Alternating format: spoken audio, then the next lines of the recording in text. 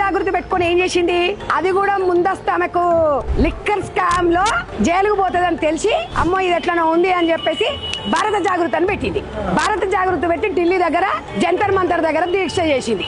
దేనికోసం చేసింది? 33% రిజర్వేషన్ కోసం చేసింది. నేను ఈ వేదిక గాంధీ భవన్ సాక్షిగా అడుగుతున్న తల్లి, పార్లమెంట్ లో ఉన్నప్పుడు 33% గురించి ఒక్కసారి కూడా ఎందుకు మాట్లాడలేదు. మీరు రికార్డ్ చూసుకోండి. మాట్లాడని వ్యక్తివి లిక్కర్ దందా చేసేసి జైలుకు పోతానేసరికి నీకు మహిళలందరూ ఏకతాటి మీదకి వస్తారని నువ్వు అనుకున్నావు, కానీ నీకు అంత సినారే లేదు.